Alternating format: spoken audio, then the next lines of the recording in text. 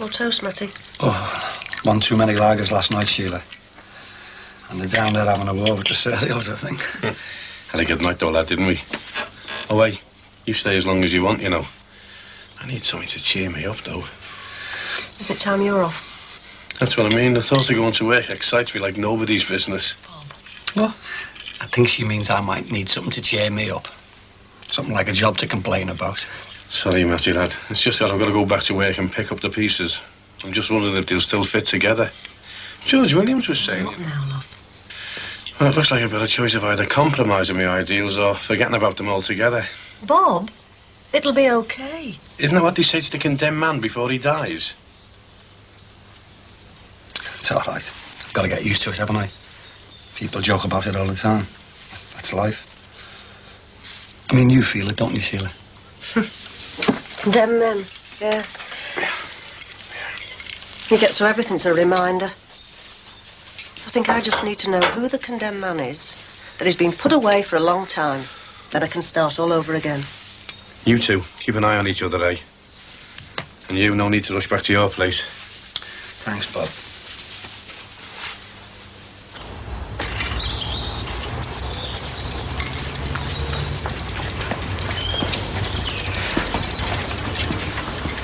Where are you sneaking out to?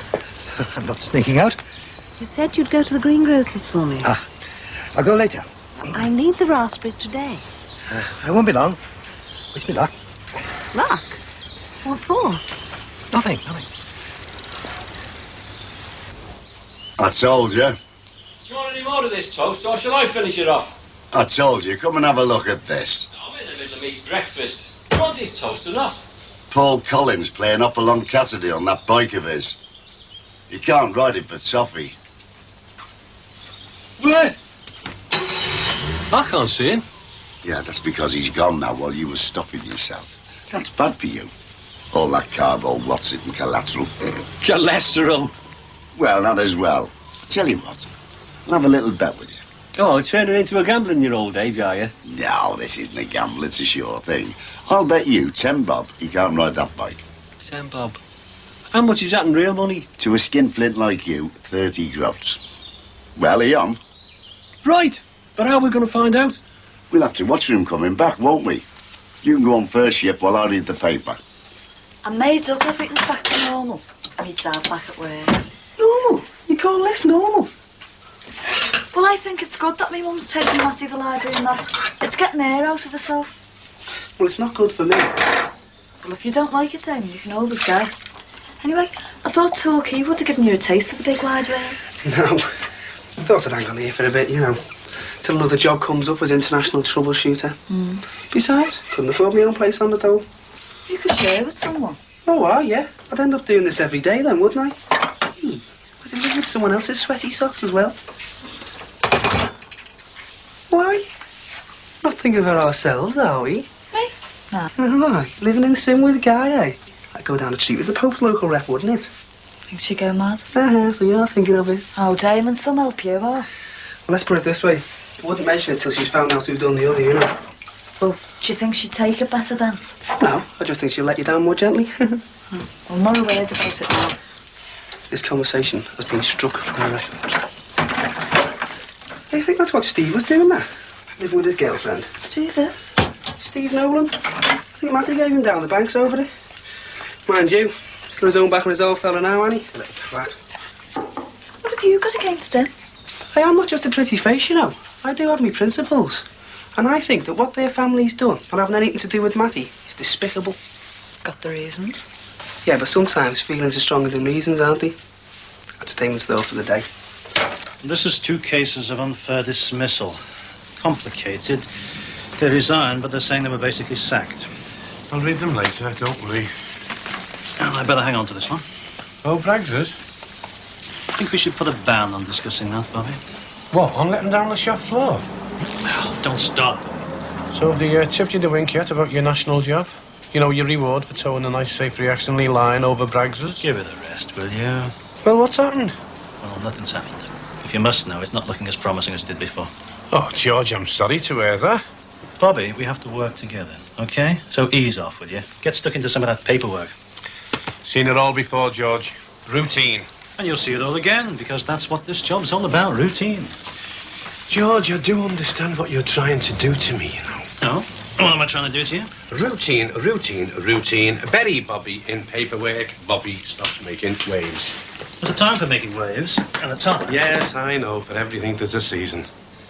That's no answer to a man that's standing here wondering whether it's worthwhile carrying on. If you don't want to carry on serving the members that elected you, you'll find there's plenty of others who will. Oh, you sure that's what we're doing, George? Serving the members, not ourselves? Bobby, I know you've had an upsetting time. What's that got to do with it? Well, they've caught the fella now, haven't they? Whoever he is. So now it's time to get stuck in again, to the routine. Excuse me. If you wouldn't mind waiting another 5 minutes, please. All right. He was with me when I came in. Industrial injury. No, I'm of old. Freeze. George, we're not management, you know, keeping the workers waiting while we discuss the state of the world. I've got to make a few phone calls. You see him if you want to, but I warn you, he's tried it on loads of times before. You know the type. No, I don't know the type. I thought he was the membership we were supposed to be serving. See him then. Well, I'm warning you. I think he's a con man.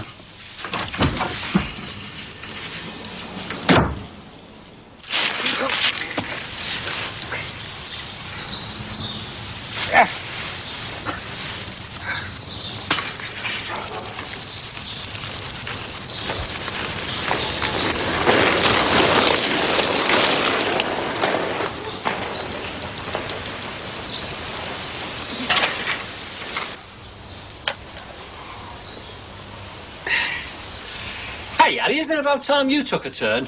I've just remembered I've got to sort out the household accounts. But he could at least let me have the paper back. And what about all these previous claims you've made? I told you, Mr. Grant. Look, I'm on your side. Bobby, OK? Bobby, we work with acid. It's dangerous stuff. And, well, if you followed all the safety warnings, you'd never get your bonus. But your last claim was turned down on the grounds that it was self-inflicted. Same old line, eh? How do you mean? Last time I made a claim, saw that Williams fella then. He talked like you, just like management do, even though you make out you're on our side. No way. You look at my arms. You see them scars? Them's from the acid.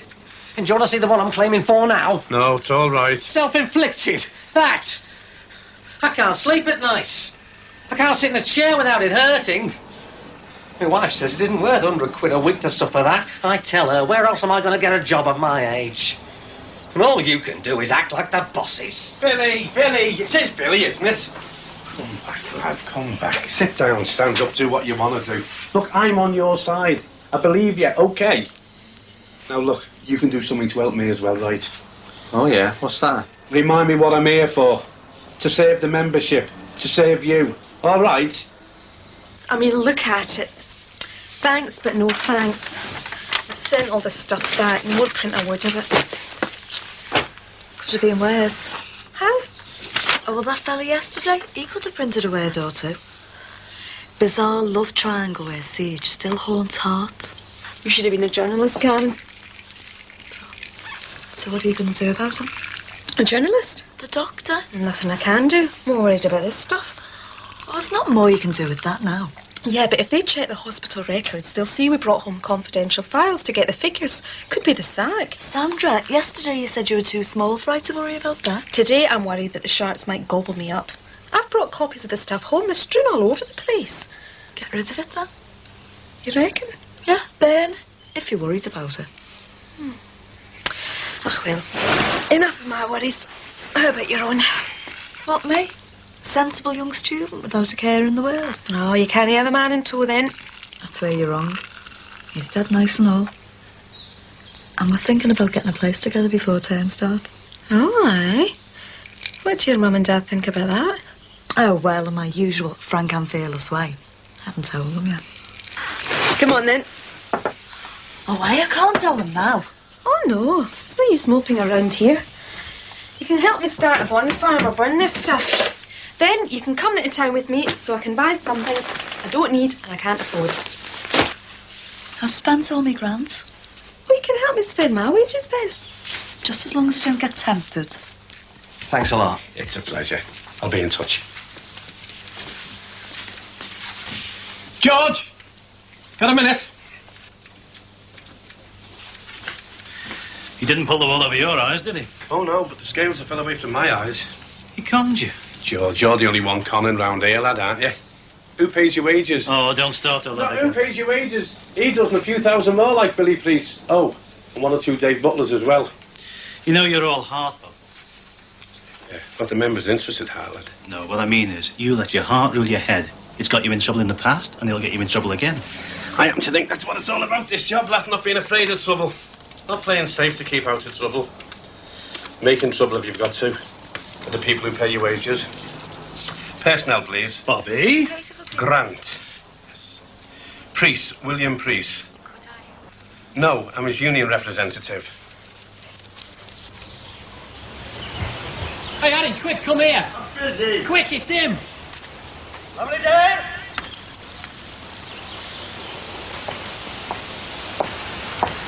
Oh, where have you been? Well, that's 30 groats you owe me, but I'll take it in pence.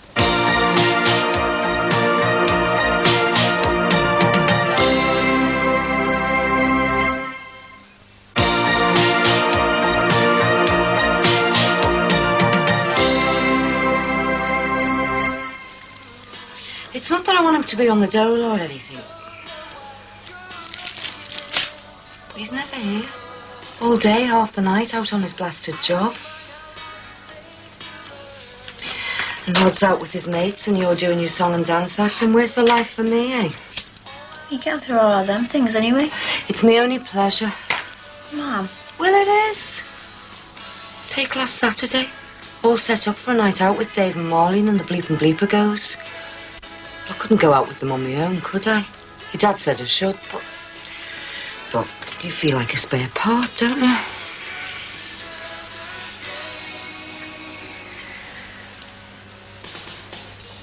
Talk to yourself, Doreen.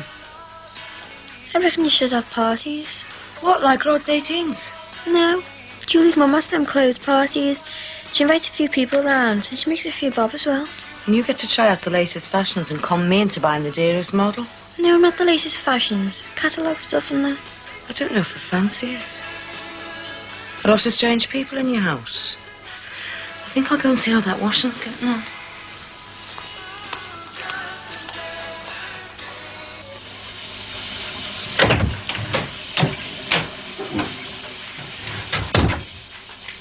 Aye. What are you doing in my room, Harry? Measuring. Measuring what? Your room, of course. Oh, see.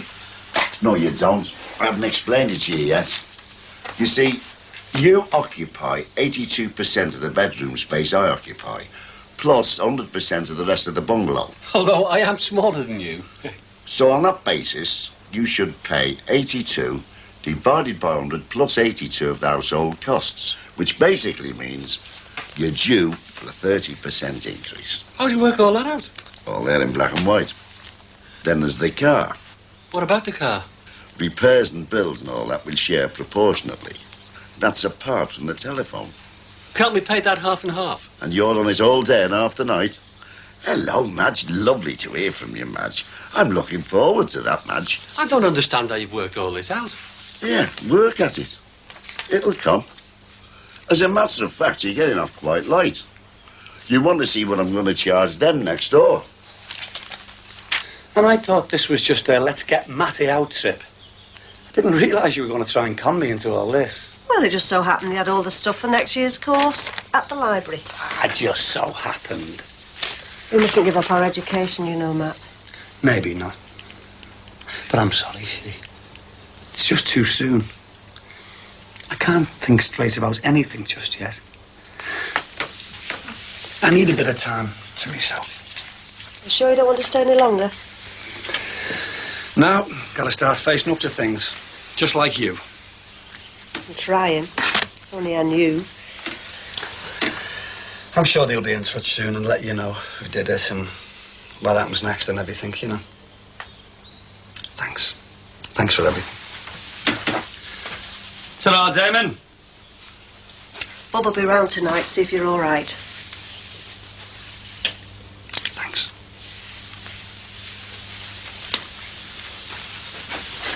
See you.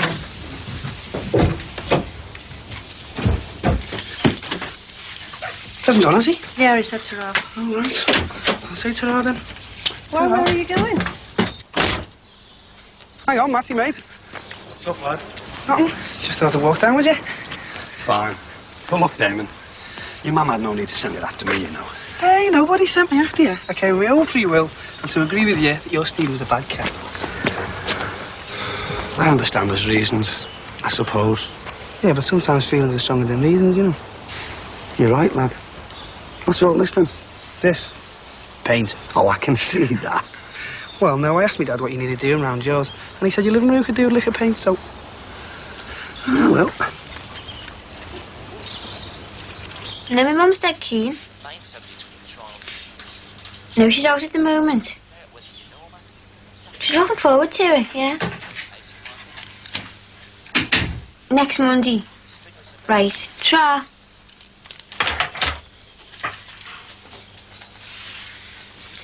It's all fixed. What is? Clothes party, having one next week. I never said I'd agreed to do it.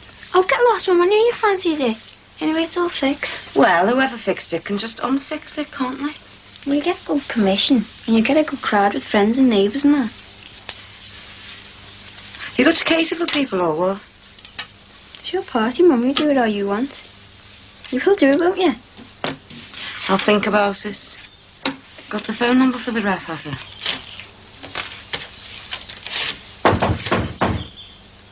All right. Didn't realise I'd be doing it on my own. It's Harry. I'll get rid of him. Morning. Landlord's inspection won't be long. Landlord's inspection? Shouldn't you have given us a bit of notice first? Always catch your tenants on the hop, that's what I say. Give them notice. You never know what you'll find. Morning, Karen. Hello, Mr. Cross. Well, at least you've given the place a lick of paint. Oh, Damon did that? Yeah, looks a bud's job.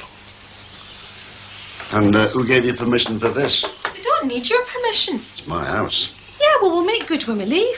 Thinking of leaving, are we? If we leave. Only I'd have no problem letting to the students at this time of the year. We've only got our grants, Mr. Cross. Well, if you can afford new curtains, outside painters, maybe you could afford a little raise in the rent. Well, if you're quite finished. I haven't, actually. I'm going round the whole of the house. Well, you can come back tonight when Pat and Teddy are here. Suppose they'll have time to clear up the mess. I know. I think she's entitled to some notice. And what do you know about it, young lady? Well, some friends of mine happen to be looking for a place at the moment, so I know, all right. Well, if you know, presumably, you know these houses fetch double the rent that I charge. What are you charging? That's a confidential agreement between landlord and tenant. Go away. Daylight robbery, that. Is it really, Karen? In fact, it isn't. The last rent rise was last year. So there'll be a 5% increase in line with inflation as from next Monday. Well, I'll just see what Pat and Teddy think about that. Oh, I'd see what a rent officer's got to say, Sandra. I reckon you'll have to halve this rent at least. No. Well, what, for a place this size, you'll only be able to put it up once every 2 years. Well, once a fair rent's set. Will he really? Oh, that's a super idea. Now, look, love. We don't just drag outsiders in now, do we? We can sort this as neighbours, between ourselves. You know, if you know what I mean. Gosh, is that the time? Excuse me, Mr. Cross, I really will have to get on with bringing down these curtains. So I'll arrange for you to come round this evening to see Pat and Terry for the inspection. If I can fit them into my busy schedule. And I'll look out for the rent officer's address, Sandra. Oh, what a super idea, Karen. Bye-bye. I'd been wondering whether to call you, with not hearing anything. Oh, I'm sorry it's taken so long. But when somebody's arrested and charged, there's a mound of paperwork and stuff. It just has to be done. It didn't say in the paper who he was. That's the law in rape cases. Neither the victim nor the defendant can be identified in the press. But you can tell me. Yes, I can. Sheila, why don't you sit down for one moment? The tea? Oh, let's have that in a few minutes, okay?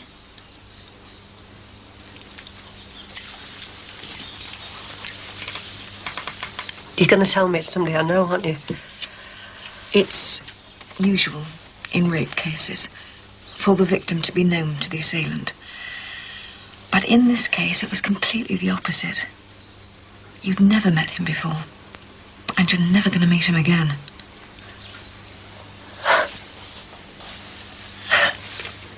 I thought you were going to say it was that Dinsdale fella. I know his wife, you see. Yeah, I know all that. Of course you do. It was the cabbie that dropped you off. Cabbie? We caught him red-handed attacking another woman. Well, once we'd brought him in, he wanted to tell us everything. 2 more besides you. Oh, God. He used a false name to get a Hackney cab licence. Well, he couldn't have got one otherwise, you see, not with his record. Record? Why didn't you catch him sooner? Well, because of the false name. And he was very plausible, pointing the finger at Mr. Nolan. God. I wish Teresa could have known all this.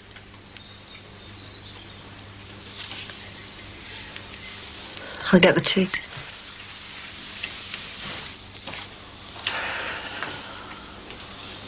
Look, about the rent.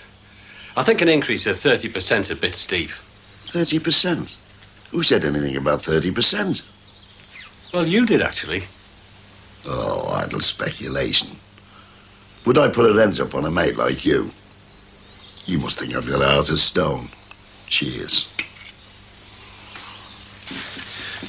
So, what's this good news about not having to go to court? Well, it's because he's pleaded guilty. Oh, can you explain it again? Well, because he's confessed, the proceedings will be very much... They won't take place for some months, I'm afraid. I mean, paperwork and so forth. Oh, don't worry about that. I know all about that. Well, the proceedings will be largely a formality concerned with the sentencing rather than the guilt. So, all I've got to do is sign this statement. Deposition.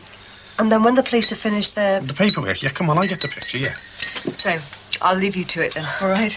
Thanks for coming round. No, it's part of the job. It's such a relief and everything. Bye-bye. Bye. I'll be in touch. Thanks. I'll be in touch. Bye. The cabbie. That cabbie, the dirty lying toad. It's him, that pig and batty, isn't it? If he hadn't lied, Teresa'd still be alive, wouldn't she? Bob! Hey, if I ever get my hands on him... Oh, Bob, you won't have to because he's pleaded guilty. He's going to be put away for a long time. That won't make it right, will it? Won't bring Teresa back. Bob! Stop. Stop. Oh, I'm sorry, love. Hold me, Bob. Hold me. Oh, I'm sorry, babe. Oh, at last, Bob. I know, at last. Come on now, it's over now. Come on, it's finally over.